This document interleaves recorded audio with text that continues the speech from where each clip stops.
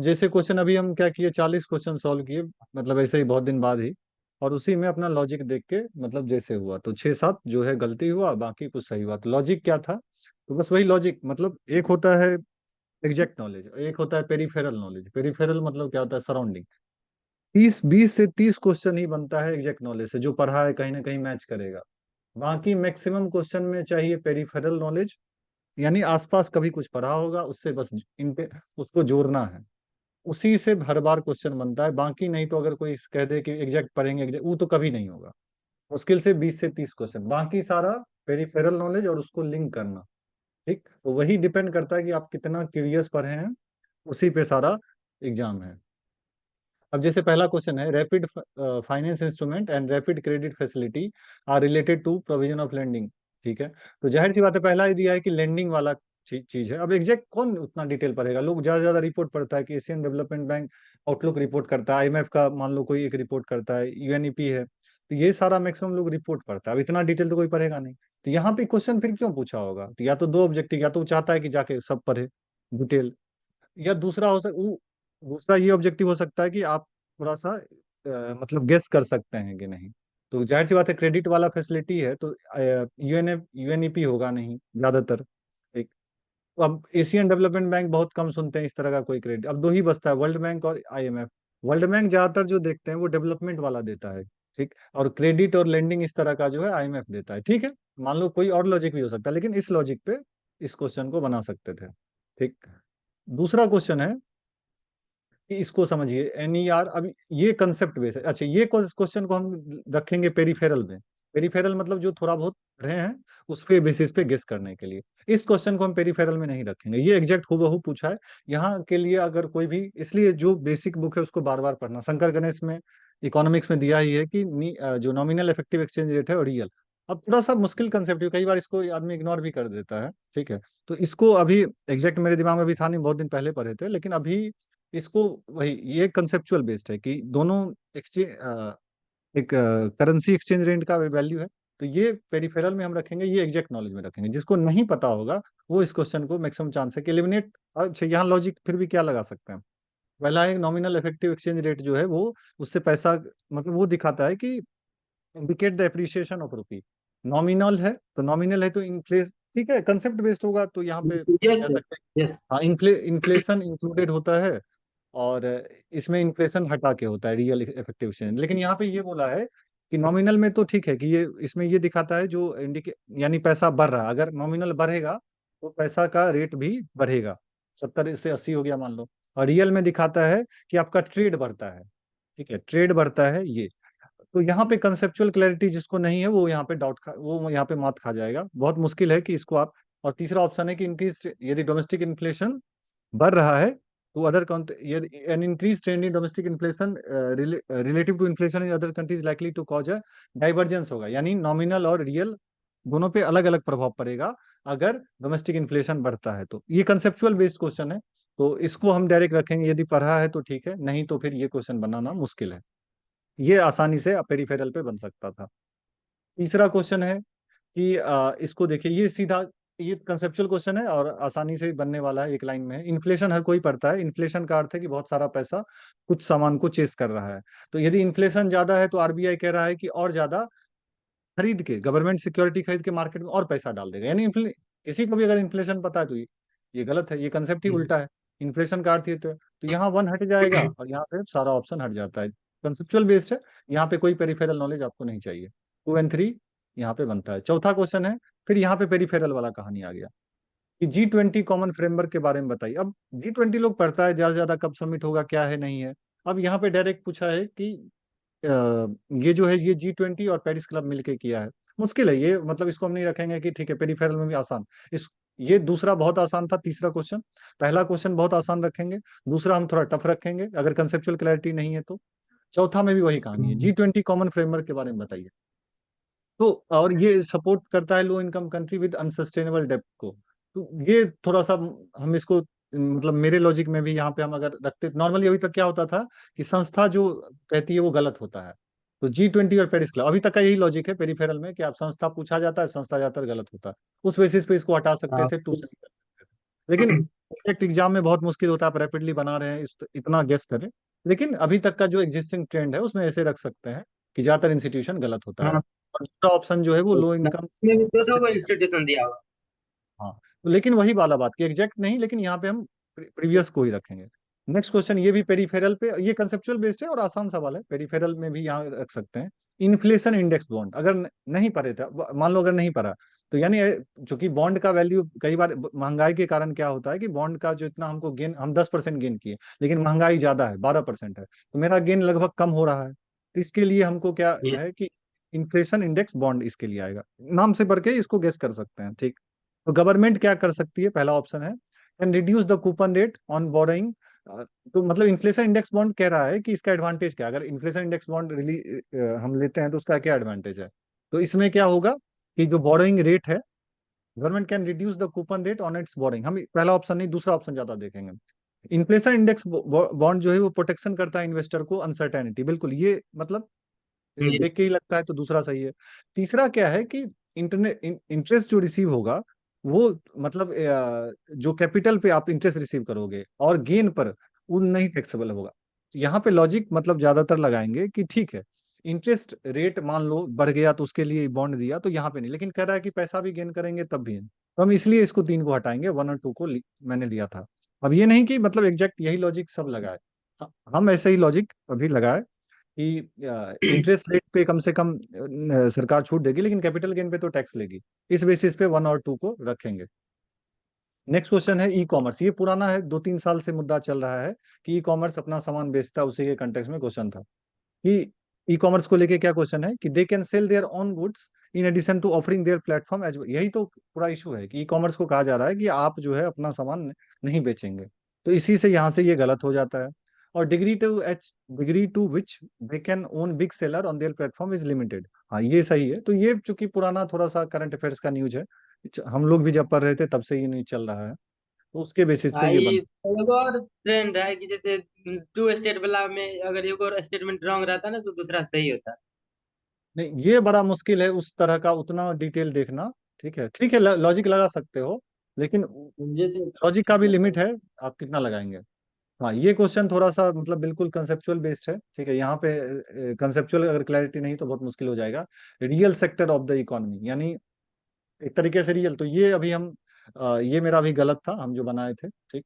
तो यहाँ पे फार्मर हार्वेस्टिंग देयर क्रॉप्स और टेक्सटाइल मिल कन्वर्टिंग, यानी जो रियली आपको इकोनॉमी में जो ऐड हो रहा है, ठीक है। और commercial bank lending money to a trading company, तो ये फैक्चुअल मतलब फैक्चुअल नहीं, यहाँ पे हम बोलेंगे कंसेप्चुअल, बिल्कुल क्लैरिटी साफ सुथरा होना चाहिए तब बनेगा, नहीं तो ये क्वेश्चन मेरे से अभी नहीं, हम मेरा गलत बना था, इसलिए हम इसको अभी नहीं टच कर रहे हैं। नेक्स्ट है इनडायरेक्ट ट्रांसफर, बहुत पुराना है, इससे पहले भी यूपीएससी पूछा हुआ है, मतलब एमरोनाल के वीडियो में भी है, और ये टैक्स वोडाफोन से लेके ये कहानी चल रहा है कि कंपनी अपना टैक्स बचाने के लिए क्या करती है कि जो अपना छोटा सब्सिडरी कंपनी होती है उसको अपना शेयर ट्रांसफर कर देती है। तो foreign company transfer their share, मतलब ये कंसेप्चुअल क्वेश्चन है, यहाँ पे पेरिफेरल भी कह सकते हैं, इनडायरेक्ट ट्रांसफर है, लेकिन काफी पुराना न्यूज है, एक लाइन में क्योंकि पहले पढ़े हुए हैं इसलिए बनना आसान था। तो ये पुराना, बहुत पुराना न्यूज है, और यहाँ पे ये आपको ये बुक में मिल जाता है। नेक्स्ट क्वेश्चन है expenditure made by an organization और company which of the following statement is correct, ये भी आसान सवाल है, फिर बिल्कुल कंसेप्चुअल, सीधा साफ सुथरा सवाल है कि आप जो खर्च करोगे, नया टेक्नोलॉजी एक्वायर करोगे, तो कैपिटल यानी आपको कैपिटल एक्सपेंडिचर आता है कि नहीं। कैपिटल एक्सपेंडिचर हो गया कि किसी भी तरह का जो आप एसेट गेन कर रहे हैं, तो नया टेक्नोलॉजी एसेट गेन है, जाहिर सी बात है, सही है। दूसरा है डेप्ट फाइनेंसिंग, यानी आप जो कर्जा मतलब एक तरीके से पैसा उठा रहे हो अपने कर्ज को चुकाने के लिए, वो कैपिटल एक्सपेंड बिल्कुल नहीं होगा। यानी ये क्वेश्चन क्या चेक कर नहीं। रहा है, तो कैपिटल एक्सपेंडिचर पता है कि नहीं, पता है तो ठीक है, नहीं तो नहीं पता। एक सही है, दो गलत है, इसमें कोई दिमाग ही नहीं लगाना है। नेक्स्ट है कंसीडर, यहाँ पे फिर से थोड़ा सा कंसेप्चुअल है, साफ सुथरा सवाल है, फिर भी यहाँ भी share of house hold finance saving goes towards government boring, जो ज्यादातर यानी जाहिर सी बात है जो एक आम आदमी है जो पैसा बचाता है बैंक में जाकर जमा करता है, और सरकार फिर वो जो है अपने पास एक तरीके से, या मतलब कोई भी जो हाउस होल्ड सेविंग है वो मैक्सिमम जब गवर्नमेंट बोरो करती है तो वो चाहे बैंक के थ्रू या शेयर के थ्रू लोग वहां पे इन्वेस्ट करते हैं, और सरकार एक तरीके से रखती है, इस बेसिस पे इसको सही बोलेंगे। हाँ, दूसरा जो है, दूसरा में थोड़ा सा ट्रेंड आप पता होना चाहिए, ट्रेंड इकोनॉमिक सर्वे में अक्सर आते रहता है। Dated security issued at market related rate in auction formula, यानी ज्यादातर जो सरकार कर्जा ले रही है इंटरनल डेब्ट, उसमें ज्यादातर डेटेड सिक्योरिटी यानी फिक्स, ये जो मतलब जो गवर्नमेंट का जो डेटेड सिक्योरिटी यही है। तो ये ट्रेंड भी लगभग बुक में मिल जाता है कि ज्यादातर जो आपका कर्जा है वो डेटेड सिक्योरिटी में आता है। ट्रेंड है, तो अब जो नहीं थोड़ा सा थक पड़ा है तो यहाँ पे थोड़ा मुश्किल हो जाता, लेकिन इसको भी नॉर्मल में रखेंगे, मीडियम क्वेश्चन है ये। हाँ, ये थोड़ा सा इंटरेस्टिंग क्वेश्चन था कि अब ये 1971 में अब ये कमेटी किसको याद रहेगा, बड़ा मुश्किल है। कंटेम्प्ट ऑफ कोर्ट, ठीक है। अगला सवाल, अगला ऑप्शन, कॉन्स्टिट्यूशन ऑफ इंडिया जो है वो सुप्रीम कोर्ट और हाई कोर्ट को इंपावर करता है punish of contempt of court, बिल्कुल सही है। ये लक्ष्मीकांत में मिल ही जाएगा किसी को भी। कॉन्स्टिट्यूशन ऑफ इंडिया डिफाइन करता है, सिविल और क्रिमिनल कोर्ट डिफाइन थोड़ी है, कोर्ट डिफाइन करती है या फिर पार्लियामेंट इस हिसाब से अपना लॉ बनाती है। तो ये भी लक्ष्मीकांत में मिल जाएगा, सीधा साधा सवाल था। 1 2 4। ये भी, ये एलिमिनेशन, ये पेरिफेरल नॉलेज चाहिए, एलिमिनेट कर सकते हैं। गवर्नमेंट लॉ ऑफिसर और लीगल फर्म जो है वो एडवोकेट रिकॉग्नाइज है, लेकिन ये जो कॉर्पोरेट लॉयर है और पेटेंट अटर्नी, अब ये पता नहीं किसको पता होगा कि कॉर्पोरेट लॉयर है कि नहीं है। लेकिन यहाँ पे एक गेस करेंगे कि कॉर्पोरेट लॉयर और पेटेंट अटर्नी वो उसको एडवोकेट नहीं माना जाता। क्यों नहीं माना जाता, थोड़ा अजीब टाइप का है। और दूसरा है कि बार काउंसिल के पास पावर है। बार काउंसिल के बारे में अक्सर जानते हैं कि वो लोग लॉ वॉ के बारे में अक्सर जो है गवर्नमेंट को भी एडवाइस देते रहते हैं, न्यूज में आते रहता है। पेरिफेरल, यहाँ पे फिर चाहिए पेरिफेरल नॉलेज कि आप थोड़ा बहुत सुने हैं कि नहीं बार काउंसिल के बारे में, उसके बेसिस पे इसको सही बोलेंगे। और यहाँ पे थोड़ा अजीब ऑप्शन है कि कॉर्पोरेट लॉयर को क्यों नहीं लॉयर माना जाएगा, इसलिए एक को हटा देंगे, दो को इस बेसिस पे कि बार काउंसिल का। यहाँ पे फिर से चाहिए पेरिफेरल नॉलेज, आप थोड़ा बहुत अगर सुने हैं तो यहाँ पे 2 को लेंगे। इससे यही पता चलता है कि कितना पेरिफेरल में भी ठीक ठाक नॉलेज है, कंसेप्चुअल क्लैरिटी कितना है, और कुछ बहुत ज्यादा एक्सट्रीम भी नहीं पूछ रहा है। अब bill amending the constitution require a prior recommendation of, यानी कॉन्स्टिट्यूशनल बिल जो है, कोई भी कॉन्स्टिट्यूशन बिल प्रेसिडेंट से क्यों पूछा जाएगा, साफ सुथरा सवाल है, कंसेप्ट बुक में दिया ही हुआ है। तो 1 होगा नहीं, 1 जैसे नहीं होगा, 2 3 हो जाएगा। Question number 14, constitution of India clarify, Laxmikanth में जब भी पढ़ोगे तो cabinet minister, minister of state मिलेगा। ये क्लियरली बिल्कुल नहीं डिफाइन है, डिप्टी मिनिस्टर, ये सब ये कहाँ से है।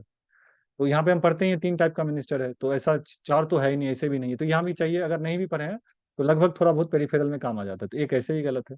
दूसरा है ये एंटी डिफेक्शन लॉ में आता है, मतलब ये बार बार किया ही गया था कि 15% से ज्यादा। और यहाँ पे ध्यान रखना है टोटल नंबर ऑफ लोकसभा का है, बिल्कुल सही है, दूसरा सही है। नेक्स्ट क्वेश्चन, एक्सक्लूसिव पावर बताइए लोकसभा का, सीधा साधा सवाल है बिल्कुल लक्ष्मीकांत से कि इमरजेंसी, इमरजेंसी, अब लोकसभा मान लो डिसॉल्व है तो ऐसा थोड़ी राज्यसभा नहीं, राज्यसभा भी कर सकता है उस समय, तो एक ऐसे ही गलत है। दूसरा है कि नो कॉन्फिडेंस मोशन, ये भी पढ़े हुए साफ साफ मिलता है कि नो कॉन्फिडेंस मोशन जो है लोकसभा के पास पावर सरकार गिराने का, क्योंकि वहीं पे मेंबर चुना जाता है उसी के थ्रू। प्रेसिडेंट इम्पीचमेंट में तो दोनों का होगा, एक्सक्लूसिव तो है नहीं, तो 2 होगा डायरेक्ट। एंटी डिफेक्शन लॉ के बारे में बताइए, साफ साफ है कि नॉमिनेटेड मेंबर को तो 6 महीने का समय मिलता है, यहाँ पे कह रहा है कि नहीं, can not join any political party with in 6 month. अरे 6 मंथ तो फिर करेगा क्या नॉमिनेटेड मेंबर, तो 6 महीना का तो उसको समय दिया ही जाता है, तो एक ऐसे ही गलत हो गया। दूसरा कहता है कि टाइम फ्रेम, बिल्कुल डिफेक्शन का इशू उतना जैसे झगड़ा यही चल रहा है कि स्पीकर लेके पेंडिंग रख लेता है, वो ऐसे सही है। अटॉर्नी जनरल ऑफ इंडिया और सॉलिसिटर जो है वो ओनली ऑफिसर है वो जो पार्टिसिपेट करे, बार बार एक ही चीज पढ़ते हो लक्ष्मीकांत में कि अटॉर्नी जनरल पार्टिसिपेट करता है, सॉलिसिटर जनरल के बारे में कभी पढ़ते ही नहीं है। तो अब है कि नहीं है पता नहीं, लेकिन सीधा उतना अब कोई नहीं पढ़ा है तो बड़ा अजीब है, इसलिए एक गलत हो जाएगा। दूसरा कहता है कि अटॉर्नी जनरल ऑफ इंडिया जो है वो अपना रिजिग्नेशन सौंपता है जब गवर्नमेंट ऑफ इंडिया रिजाइन करती है। अब ये थोड़ा सा पेरिफेरल में चाहिए, अब ऐसा कुछ पढ़े नहीं है, लोग साफ साफ पढ़ता है कि अटॉर्नी जनरल अपॉइंट होता है, बाकी पार्ट है सरकार का हर, तो ये बड़ा मुश्किल है, तो इसको भी हम एलिमिनेट, इसको मतलब ज्यादातर हम एलिमिनेट कर देंगे। अब इसका आंसर क्या है मुझे एग्जैक्ट नहीं पता अभी, लेकिन हम 1 और 2 दोनों को हटा दिया। नेक्स्ट, रिट के बारे में बताइए, ये भी साफ सुथरा चाहिए क्वेश्चन है। मैंडेमस यानी वी कमांड, कह रहा है कि प्राइवेट ऑर्गेनाइजेशन के खिलाफ नहीं होगा, लेकिन अगर जाहिर सी बात है, अब सरकार हमको थोड़ी बोलेगी, मैं एक स्कूल चलाता हूँ, हमको आगे तो कोर्ट, सुप्रीम कोर्ट बोल नहीं सकती है कि आप कोई काम करो, तो एक सही है। दूसरा कहता है कि mandamus will not lie against the company, यानी कंपनी के खिलाफ नहीं होगा, चाहे वो सरकारी हो, ऐसा थोड़ी है, उल्टा कॉन्ट्रडिक्शन है डायरेक्ट क्वेश्चन में, ऑप्शन में। तो 2 ऐसे गलत हो गया, तो 2 जैसे गलत हो गया, 1 और 3 हो जाएगा। नेक्स्ट, आयुष्मान भारत डिजिटल, ये थोड़ा सा हार्ड, इसको मैं टफ क्वेश्चन ही रखेंगे, एलिमिनेशन भी यहाँ पे थोड़ा सा मुश्किल हो जाता है, नहीं काम कर रहा है। प्राइवेट और पब्लिक हॉस्पिटल मस्ट एडॉप्ट, अभी तक देखते थे कि मस्ट वाला गलत होता है, लेकिन यहाँ पे उल्टा है, सही है। और यूनिवर्सल हेल्थ कवरेज, तो ये इसको टफ रखेंगे थोड़ा सा, यहाँ पे जो है एलिमिनेशन में भी थोड़ा थोड़ा चेंज किया है, तो यहाँ पे अभी तक जो रूल था वो यहाँ लगाना मुश्किल है। ये फिर आसान है, डिप्टी स्पीकर ऑफ लोकसभा, इसके बारे में बताइए। तो सारा ऑप्शन पढ़ने के बाद डिसीजन लेना है, कई बार होता है पहला ऑप्शन पढ़ के डर जाता है आदमी।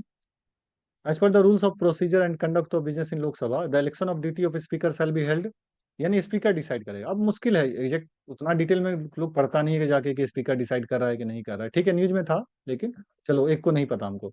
दूसरा, there is a mandatory provision के election of a candidate of deputy speaker shall be opposition party से ही होगा। ये कहाँ से मैंडेटरी प्रोविजन, कहीं नहीं पढ़ते हैं, सब सब दो गलत होगा, तो दो जैसे ही गलत होगा तो मेरे पास दो ऑप्शन हट गया, बी डी होगा नहीं। अब बचा तीन और चार, तीन और चार में क्या है, डिप्टी स्पीकर के पास उतना ही पावर होगा जितना स्पीकर का, बिल्कुल जाहिर सी बात है, अगर उपराष्ट्रपति के राष्ट्रपति के जगह उपराष्ट्रपति आता है उतना ही पावर होता है, तो डिप्टी स्पीकर के पास भी उतना ही पावर होगा, तो इस लॉजिक ये स्टेटमेंट सही लगता है। चौथा कहता है कि डिप्टी स्पीकर जो अपॉइंट होगा तो उसमें मोशन स्पीकर मूव करेगा, प्राइम मिनिस्टर का कहीं ऐसा तो कहीं पढ़ते नहीं है, तो चार ऐसे हट जाएगा। तो चार जैसे गलत हो गया तो ये भी हट गया, तो 1 और 3 हो गया। नेक्स्ट, इस क्रॉप के बताइए कौन सा मीथेन, अभी तक पढ़ते होगे कि मीथेन राइस से होता है, ठीक है, हर कोई पढ़ा हुआ है सब हर, लेकिन नाइट्रस ऑक्साइड तो अब थोड़ा अजीब है, यहाँ पे फिर से पेरिफेरल नॉलेज। अब कॉटन के बारे में कभी नहीं सुना होगा कि कॉटन से कुछ पॉल्यूशन इस तरह का फैल रहा है, शुगर केन में भी कभी ऐसा, शुगर केन में वाटर का इशू आता है, पॉल्यूशन का तो कभी इशू ही नहीं है, गेहूं में भी कभी ऐसा कुछ खास नहीं सुने, तो जाहिर सी बात है राइस मीथेन पर है मैक्सिमम चांस है, तो इसको बी लेके चलेंगे। सीरी बहुत पुराना है कि ये जो राइस मतलब कल्टीवेशन के लिए जो सीरी मेथड है, तो इसको यही पेरिफेरल नॉलेज पे ही चलेंगे कि अच्छा ही होगा, सीरीडी कम होगा, रिक्वायरमेंट होगा, मीथेन कम होगा, इलेक्ट्रिसिटी कंजम्पशन कम होगा, ये मतलब ऑल ऑफ द एबव, यानी कुछ भी इस तरह का अच्छा होता है तो जाहिर सी बात है मैक्सिमम होता है कि सही होगा। अब ये फैक्चुअल नॉलेज है कि भाई अफ्रीका में आपको बताइए कौन सा ड्राई हो चुका है, ठीक है, तो विक्टोरिया तो सबसे बड़ा है और ऐसा कुछ है नहीं, चलो यहाँ भी ये हटा लेंगे, यहाँ पे 3 ऑप्शन बचा, तो आपको ये पता होना चाहिए इसका लोकेशन, इसको टफ रखेंगे, अगर पता है तो ठीक है, नहीं तो इसको छोड़ दो, जरूरी क्या है सारा सवाल बनाना, 100 क्वेश्चन है, कौन कहता है सबका सही होगा, 100 नंबर लाना है। नेक्स्ट, अब यहाँ ये भी थोड़ा सा फैक्चुअल है, आपको पता है तो ठीक है, नहीं तो आप यहाँ पे गेस करो, इसको भी हम टफ ही रखेंगे, यहाँ पे हम अपना लॉजिक नहीं लगाएंगे। हाँ ये बिल्कुल आसान है, नामचा बरवा जाहिर सी बात है गढ़वाल हिमालय में है नहीं, कोई भी अगर थोड़ा भी पढ़ा होगा। नंदा देवी कुमाऊं में है, उत्तराखंड में, बिल्कुल सही है। नॉर्के मेघालय में है, तो सिक्किम कहाँ से होगा, तो तीन ऐसे गलत हो जाएगा, तीन गलत होगा, एक गलत होगा तो दो सही हो जाएगा। लेवांट एक टर्म है अक्सर, अब यहाँ पे लॉजिक नहीं लगाएंगे, नहीं। हाँ ये फिर आसान है, अफगानिस्तान के बारे में जैसे ये आपको तो थोड़ा सा। क्वेश्चन है लेवंट से, तो सर वो लगता है कि बहुत आसान है, तो इसको जैसे निगेटिव ले लेते हैं यहाँ पे, क्या चीज निगेटिव ले लेते हैं? मतलब इसको भी बना देते हैं। नहीं जरूरी नहीं, कौन कह रहा है 100 सवाल बनाने के लिए, बाद में देखेंगे, ऐसा कोई नहीं है, पहले आसान से आसानी जो यही होता है ना, पहले जो बन रहा है तो उस थोड़ा कॉन्फिडेंट आता है, पहले में टफ से लड़ जाओगे तो मुश्किल होगा, पहले आसानी से लड़ो, आसान से लड़ोगे कॉन्फिडेंस आएगा, उसके बाद जो है देखेंगे लास्ट में, अगर क्वेश्चन बन गया 80 to 90 तो क्या दिक्कत है, क्यों जबरदस्ती लेंगे, 80 to 90 तो जाना ही है, लेकिन उसमें अगर ये नहीं बाद में ऑप्शन कम क्वेश्चन बना है तब देखेंगे, अदरवाइज क्या जरूरत है बेकार में। यही है कि आप हर क्वेश्चन से भिड़िएगा तो फिर लड़िए, तब एनर्जी बर्बाद होगा, पहले एनर्जी बचाओ, पहले थोड़ा सा कॉन्फिडेंस बूस्ट करो, समझदार जैसे क्वेश्चन बनने लगेगा मन शांत हो जाता है, मन शांत होगा तो ज्यादा बेटर डिसीजन लोगे, और ऐसे बनाने लगोगे हर क्वेश्चन को तो फिर बनने से रहा, फिर कोई चांस ही नहीं। नेक्स्ट है अफगानिस्तान के बॉर्डर के बारे में बताइए, आसान सवाल है, कजाकिस्तान जाहिर सी बात है देखते हैं ऊपर में है, कजाकिस्तान किर्गिस्तान एक साथ है, तो कजाकिस्तान जैसे नहीं होगा ये सब, तो टू हट गया, टू हट गया तो सारा कजाकिस्तान किर्गिस्तान ऊपर में है।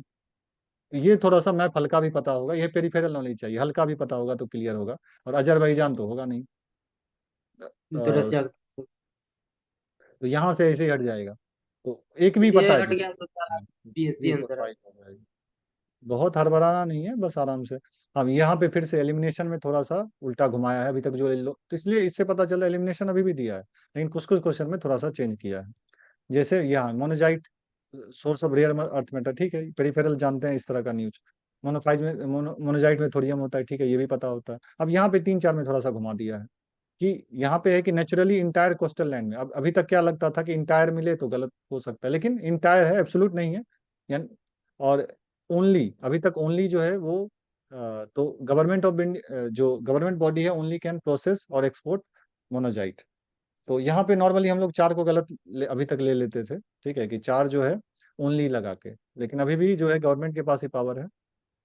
इसका आंसर क्या एग्जैक्ट नहीं देखे हम, तो इसका आंसर देखना पड़ेगा एग्जैक्ट, 3 और 4 में फिर भी कंफ्यूजन, 2 1 2 तो बिल्कुल क्लियर है एब्सोल्युटली, 3 4 में यहाँ पे होगा कि इंटायर कोस्टल में कभी कोई लगेगा कि क्या हर जगह मिलता है नहीं मिलता है, तो यहाँ पे और तीन चार, तो इसको थोड़ा सा टफ ही रखेंगे, ठीक है, लेकिन यहाँ पे 3 और 4 में लॉजिक लगा के या तो ए के साथ जाओ या डी के साथ जाओ। और रेयर अर्थ मिनरल है तो गवर्नमेंट ही नहीं करेगा। जरूरी नहीं, ठीक है, मतलब लॉजिक लगा सकते हो, ऐसा नहीं है, प्राइवेट सेक्टर को भी दिया जाता है। अभी तक ओनली में क्या होता था, ओनली में गलत होता था, लेकिन यहाँ पे ओनली में हाँ सही है। हाँ। हाँ, तो इस तरह से है। इंटायर कोस्टल सैंड में मिलना थोड़ा मुश्किल हो जाता है, लेकिन वही बात है, अभी बोल देंगे सही, लेकिन यहाँ पे लॉजिक लगाना थोड़ा सा मुश्किल था, यही जबरदस्ती अभी नहीं, अभी एक जनरलाइज के तरह देख रहे हैं कि नॉर्मली क्वेश्चन के बाद क्या लगता है। अभी ये मत देखो कि हमको आंसर पता है तो ये लॉजिक सही होगा, नहीं। उस समय बड़ा अजीब लगे, तो एक जनरल पर्सपेक्टिव अभी तक आंसर होता। पता होने के बाद हाँ लोग हाँ लॉजिक भी लगाते हैं। हाँ, तो जनरल अभी तक यही लगता था कि ओनली गलत होता है, लेकिन अब यूपीएससी थोड़ा सा उल्टा घुमाया है, लेकिन बहुत ज्यादा क्वेश्चन में नहीं किया। आसान सवाल फिर से था कि नॉर्दर्न हेमिस्फीयर में लॉन्गेस्ट दिन बताइए। 21 जून सबको पता है, तो 21 जून है तो जाहिर सी बात है फर्स्ट हाफ में होगा नहीं, सेकंड हाफ में होगा, 15 के बाद ही होगा, तो बी हो जाएगा। अब यहाँ पे है तो हुकेरा जो है, रेणुका हिमाचल प्रदेश में है, रुद्रा सागर ये भी त्रिपुरा में है, और हुकेरा पंजाब में है। एग्जैक्ट हमको याद नहीं, शायद पंजाब में ही है एग्जैक्ट, थोड़ा सा कंफ्यूजन हो रहा है हमको। ज्यादातर पंजाब में है या नहीं, थोड़ा सा हमको डाउट है। सस्टम कोटा तो नहीं है, तो 4 तो गलत ही है। होकेरा को लेके हमको थोड़ा सा डाउट है, बहुत दिन से देखे नहीं है, तो 2 या 3 हो जाएगा, 2 पेयर्स या 3 पेयर्स। थोड़ा सा हम भूल चुके हैं, तो एक बार देखना पड़ेगा। ये आसान सवाल था, यहाँ आसान भी नहीं कहेंगे, यहाँ फिर से पेरिफेरल नॉलेज। ओपन सोर्स होता है कि आप जो है बेसिकली ये पब्लिकली अवेलेबल होता है इस तरह का कोई भी प्लेटफॉर्म, और इट मीन्स कोई भी इसमें चेंज कर सकता है। जैसे कोविन देखे देखे ही थे कि अफ्रीकन गवर्नमेंट को भी दिया गया कि आप जो है टीका वीका के लिए यूज करें, तो ओपन सोर्स में है तो आरोग्य से, तो इस तरह का जो है पेरिफेरल में ही बन जाएगा। और लगभग सरकार जो भी बना रही है ओपन सोर्स ही पे ही ज्यादातर बना रही है, तो अगर हल्का भी टेक्नोलॉजी से रिलेटेड होगा तो ये क्वेश्चन 1 2 3 4 के साथ बना देंगे। वेब 3 ये भी आसान, मेरे लिए आसान है क्योंकि टेक्नोलॉजी से हम थोड़ा ज्यादा जुड़े हैं, अदरवाइज वेब 3 एक तरह का है कि ब्लॉकचेन पे बेस्ड है, पिछले साल भी पूछा था। तो ब्लॉकचेन में है कि पीपल अपना डाटा खुद करेगा, बिल्कुल सही है। और ब्लॉकचेन में सोशल नेटवर्क सही है, ये कलेक्टिवली थोड़ी web 3 is operated by user collectively, साफ साफ लिखा है कि rather than in web 3 there can be a blockchain based social network, बिल्कुल सही है, 1 2 सही है। ऑपरेटेड बाय यूजर कलेक्टिव, यहाँ डिसेंट्रलाइज है, कलेक्टिवली का कोई रादर देन कॉर्पोरेशन, ये एक तरह का डिसेंट्रलाइज है, तो 1 2 ही होगा। ये फिर से पेरिफेरल नॉलेज था, या फिर साफ सुथरा है सॉफ्टवेयर एज ए सर्विस, यानी आप अपना सॉफ्टवेयर बना के किसी को बेचो, यानी उस सर्विस को कोई यूज कर सकता है, तुम एक सॉफ्टवेयर बनाए उसको कोई भी कंपनी जो है यूज कर सकती है, यही है सॉफ्टवेयर एज ए सर्विस। तो इसको यानी आप कस्टमाइज, जैसे कोई टेली का सॉफ्टवेयर भी होता है, सारा सास है, पहला भी सही है, दूसरा भी सही है, तीसरा भी सही है। ये fractional orbital bombardment system often talked वाली, ये थोड़ा सा यहाँ पे एलिमिनेट करना होगा, ठीक है। तो इस तरीके मतलब जो भी क्वेश्चन है, तो इससे क्या पता चलता है कि इससे सिंपल सा यही पता चलता है कि आप पेपर ठीक से पढ़ रहे हैं कि नहीं है, और जो भी किताब में पढ़े हैं थोड़ा कंसेप्चुअल क्लैरिटी है कि नहीं, और पेरिफेरल नॉलेज उसके आधार पर धीरे धीरे अपना एलिमिनेट करके क्वेश्चन बनाया जा सकता है। अभी तक थोड़ा थोड़ा चेंज किया है, बिल्कुल सही है, लेकिन पहले उसी क्वेश्चन को हैंडल करो जो आ रहा है, और आराम से, और हार्ड क्वेश्चन बाद में करना है, 2 ही 3 स्लॉट में बनाना है, क्वेश्चन बन जाएगा। कोई ऐसा क्वेश्चन, ठीक है, कुछ कुछ तो थोड़ा अलग देगा ही, लेकिन कौन कहता है किसका 100 सही होता है, किसी का नहीं होता। आपको अगर 60 60 सही हो गया काफी है, ठीक है, 60 सही हो गया, 30 गलत, 30 नहीं तो मतलब 60 से थोड़ा सा, 60 से 70 रखेंगे। एक्यूरेसी किसी को नहीं पता है, लेकिन अगर इस तरीके से बनाएंगे तो बनाया जा सकता है। तो इससे यही पता चलता है कि मतलब हल जो भी है करते रहो, और अगर कोई चीज न्यूज में आता है तो उसको थोड़ा गूगल सर्च कर लेंगे। जैसे एक सवाल था, अक्सर देखिए RFID यूज किया गया, रेडियो फ्रिक्वेंसी वाला, तो अब एक सवाल पूछ दिया यहाँ पे कि बताइए इसमें से शॉर्ट रेंज डिवाइस कौन सा है, तो थोड़ा सा क्यूरियोसिटी होना चाहिए, नहीं तो फिर बनाना थोड़ा थोड़ा मुश्किल है। यही एक 2 3 सवाल का एज दे देता है, ठीक है। या जैसे ये भी पिस्टल बायोफर्म, ये सब पेरिफेरल पे बन जाएगा कि बायोफिल्म नहीं भी पता है, तो जाहिर सी बात है कि उसी तरह का मतलब जब यूज होगा तो ये सारा जो है जनरल ऑप्शन है, ठीक है। तो बहुत ज्यादा भी पढ़ के कुछ नहीं होगा, लेकिन बहुत इसमें सिंपल सा है कि बुक जो भी है उसको बार बार पढ़ो, सारा कंसेप्ट क्लियर होना चाहिए, और उसके साथ जो पेपर में न्यूज आता है वो थोड़ा थोड़ा समझते रहें, अगर कोई टॉपिक आ रहा है थोड़ा सा गूगल सर्च कर लें। प्रोबायोटिक जैसे प्रोबायोटिक है तो यहाँ पे भी है कि बैक्टीरिया और यीस्ट से बनेगा। ठीक है। और ये कह रहा है कि नेचुरली नहीं मिलता है गट में। कभी ना कभी अगर कोई बुक पढ़ता है तो मिल जाता है कि ये गट में मिलता है। तो वही जान के काउंटर लॉजिक यहाँ पे क्या चेक कर रहा है कि आप आपको जनरल बातें पता है कि नहीं। या जैसे यही सोलर स्टॉर्म वाला पूछा कि सोलर अगर स्टॉर्म आएगा तो क्या होगा। यूपीएस सिस्टम फेल हो सकता है, tsunami could occur at equatorial region. ये थोड़ा सा यहाँ पे घुमा दिया है। पावर ग्रिड डैमेज हो जाएगा, बिल्कुल सही होगा। इंटेंस ऑरोरा होकर हो सकता है, बिल्कुल सही है। Forest fire could take place over much of the planet. Forest fire के लिए वही है कि टेम्परेचर अगर चेंज होगा तो फॉरेस्ट फायर हो सकता है। Orbit of the satellite could be disturb, ये हो सकता है। Shortwave radio communication of the aircraft flying over plane, ये हो सकता है।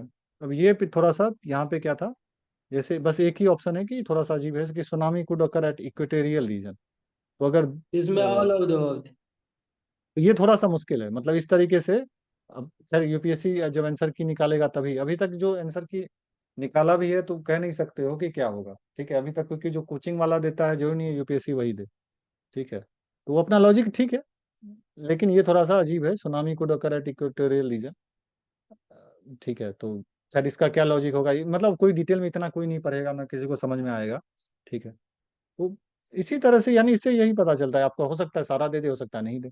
ठीक है, हो सकता है टू उड़ा दे, टू जैसे गायब करेगा तो फिर 1 3 होगा। तो खैर अभी आंसर जब आएगा तब उसके बाद ही पता चलेगा। तो हमको जहां तक लग रहा है 2 और 5 हट जाएगा। ठीक है, आने दो यूपीएससी का आंसर की, तब ज्यादा बेटर हो जाएगा। 1 3 4 6 7 के साथ ही हम जाते हैं। तो इस तरीके से सवाल है। तो अब इससे यही है कि कोचिंग वाला, किसी को सच बात है कि किसी को कुछ नहीं पता है क्या पूछेगा नहीं पूछेगा, लेकिन अपने हिसाब से अपने स्ट्रेंथ पे बेस्ट होना चाहिए। अपना बुक सही होना चाहिए, चाहे वो शंकर गणेश हो, पॉलिटी हो। और अननेसेसरी नहीं भागना है। मन कई बार होगा कि कुछ और पढ़ लेते हैं, कुछ नया मटेरियल आ गया, कोई फायदा नहीं है। बार बार उसी चीज को पढ़ो और उसी को रिफाइन करो।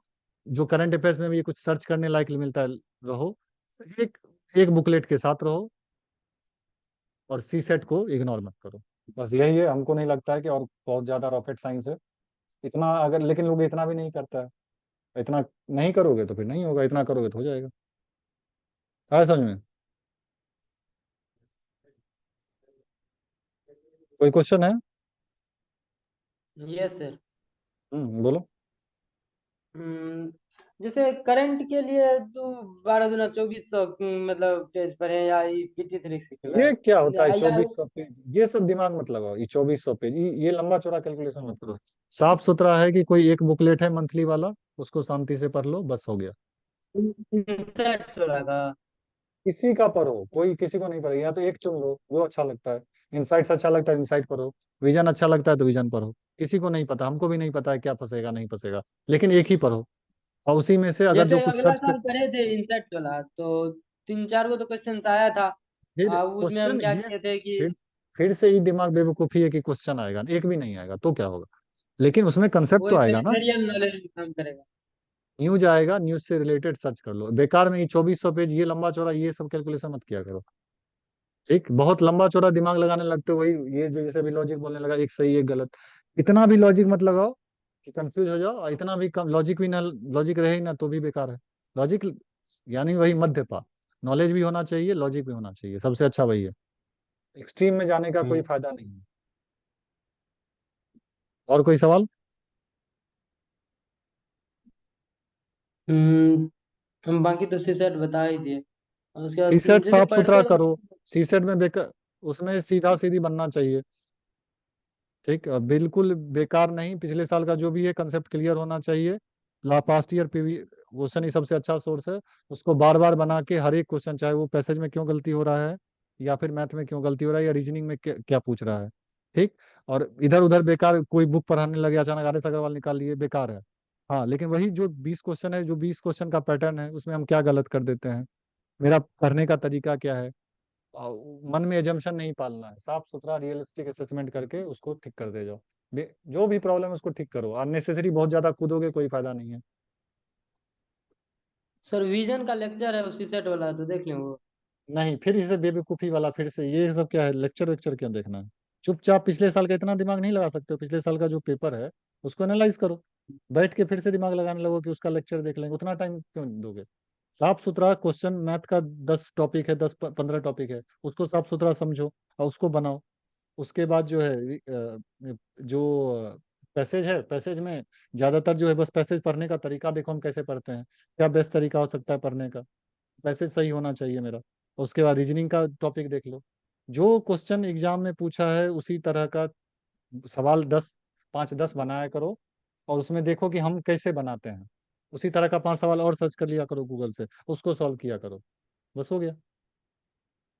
कुछ भी बेक अननेसेसरी नहीं करना है, कुछ नहीं। तो सर वही जैसे परसेंटेज है या परमुटेशन कॉम्बिनेशन, तो उसी का लेक्चर वहां से देख सकते हैं। नहीं, लेक्चर कौन बोला है बैठ के देखने के लिए? क्या इतना मेहनत नहीं कर सकते हो कि उसको जाके किताब में देख लोगे?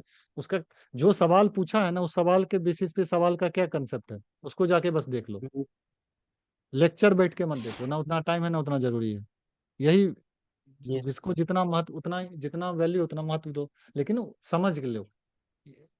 परमेंटेशन कॉम्बिनेशन कोई जो नहीं कि सारा सवाल बने ही हमको, उसमें से हमको ये निकालना है कि मेरा 20 पैसेज ठीक हो जाए, रीजनिंग ठीक हो जाए, और मैथ का 5 10 हम बना लिया। ज्यादातर तो कोई ऐसा एक भी नहीं पूछता है सवाल जिसमें फॉर्मूला लगे। मैक्सिमम है लॉजिक। लॉजिक के अलावा हमको नहीं लगता कोई कुछ पूछ रहा है। लॉजिक के अलावा कुछ है नहीं, वो लेक्चर उसके लिए है जो बैठ के फॉर्मूला बनाएगा। फॉर्मूला ना रटना है ना पूछता है। वो चाहता भी नहीं है कि फॉर्मूला तुम रटो। अगर ऐसा रहता तो ऐसा सवाल एक भी सवाल नहीं देता है लगभग फॉर्मूला वाला, रेयरली एक दो कुछ सवाल देगा फॉर्मूला वाला। रोमन सैनी का भी पिछला यस। पिछला लेक्चर है 2011 से कुछ होगा, देखना एक भी सवाल नहीं बनाया फॉर्मूला पे, टोटल लॉजिक पे सवाल है। अननेसेसरी कुछ भी मत करो, जितना है उतने में समेट के उसी को, लेकिन उसको ठीक करो। दिक्कत क्या है ना, जितना उसको ठीक करते हो मन को खुश करने के लिए कुछ से कुछ करने लगते हो। आया समझ में? यस और कोई डाउट मन में कुछ? सर, ये अकेले तैयारी करते हैं तो मतलब क्या होता है कि एक दो दिन रहा, फिर मत मोटिवेशन करो। गायब ये हो क्या जाता बेवकूफी है, अकेले तैयारी करते हैं? 10 आदमी को लेके चलोगे? साफ सुथरा अकेले करो, उसमें दिक्कत क्या है? इतना भी अगर दिमाग पे स्थिर नहीं रख सकते हो तो फिर क्या एग्जाम दे रहे हो? ये तो मन बहुत कमजोर है। ये क्या बात है कि अकेले तैयारी करते हैं तो 5 10 आदमी अकेले, और बढ़िया बात है। अननेसेसरी बस एक्सपेरिमेंट मत करो। हाँ, कोई ठीक ठाक है तो अच्छी बात है, नहीं तो फिर क्या, जो जरूरी क्या है झुंड को लेके हम चलेंगे। है। ठीक।